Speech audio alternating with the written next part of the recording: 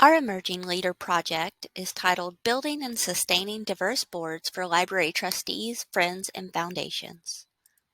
The importance of equity, diversity, and inclusion in building and sustaining diverse memberships within library boards, friends groups, and foundations is fundamental to the support these groups offer their larger institutions in addressing their community's needs. Through diversity and inclusion, library boards, friends groups, and foundations not only become a reflection of their communities, but also have the ability to enrich the services and support they offer.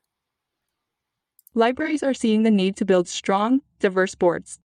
United for Libraries members seek guidance, best practices, and examples in this area. This project analyzed cases where boards of trustees, friends of the library boards, and foundation boards have found success in cultivating and retaining a diverse membership reflective of the community. It identified barriers in creating and sustaining diverse boards and compiled information and resources to help libraries, trustees, friends, and foundations pursue diversity on boards. The 2018 ALA Emerging Leaders team that came before us was tasked with understanding why the millennial generation was unlikely to volunteer for our groups of interest despite being heavy library users. The result of their research was this workbook. They found that one significant problem was that younger generations have a lack of knowledge about how to get involved or what the responsibility would entail. Time and financial barriers emerged as challenges as well for younger generations.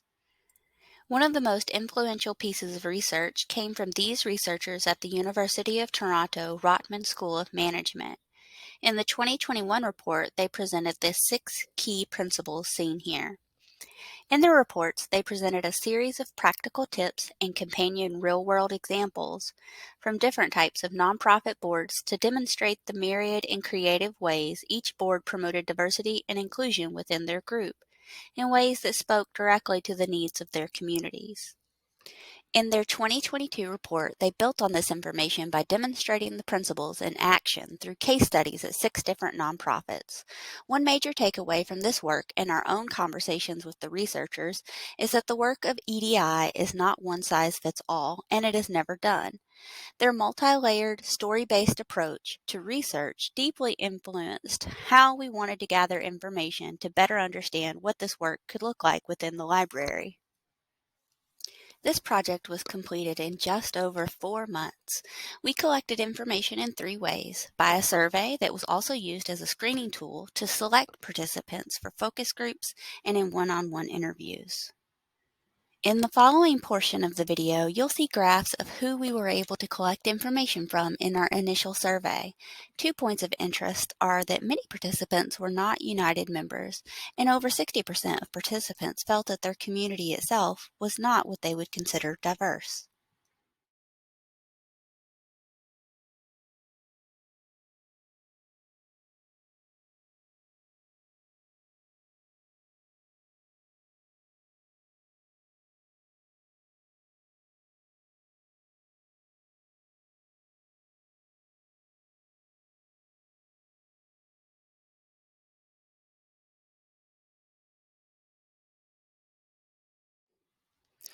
We asked our participants about 4 areas of diversity seen here for 2 reasons.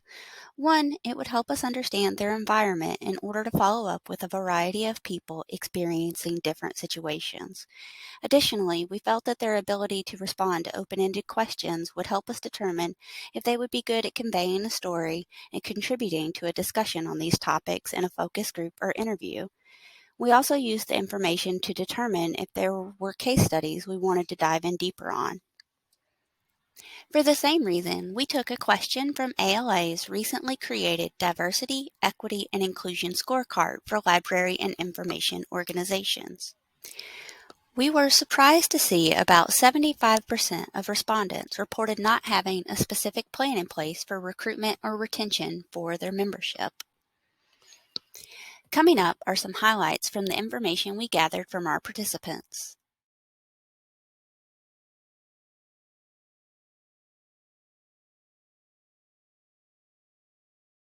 We asked our participants if they had identified any outcomes from having a more diverse board. Some of these are more obvious than others, like it brought in new and fresh perspectives.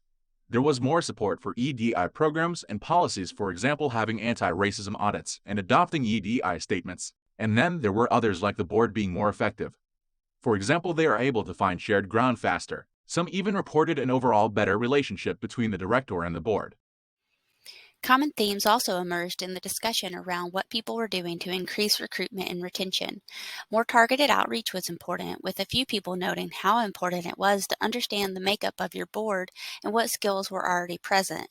Not only does this let you know what to search for, but it reminds board members of why they are contributing and why they're important.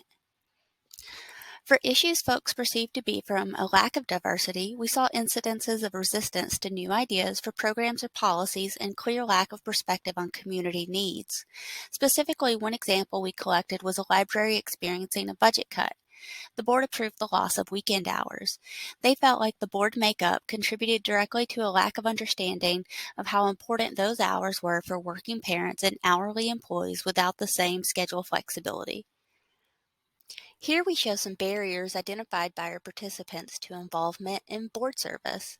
Some issues are based in policy, which of course can be more difficult to address, but participants encouraged others to not shy away from trying to approach issues like lack of term limits or caps on mileage reimbursement. There were also examples of the environment not being welcoming and not appearing to be open to all community members. Coming up next is a clip from a discussion with Executive Director of the Central Arkansas Library System, Nate Coulter. He provides some tips and encouragement from his perspective of consistently seeking out new community members to potentially serve on his system's board. I think you have to expect that it's going to be a little bit difficult if you're trying to create that practice or create that appearance or that custom of having a diverse board, and you just have to work at it. But that's got to be a significant work effort that you do year-round, or you can't just wait until there's an opening on the board and decide, I got a couple of days here, I'm going to find something.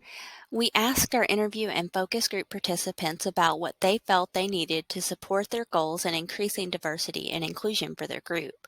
Shown here are 6 key trends that emerged. These informed our recommendations to United and for future research.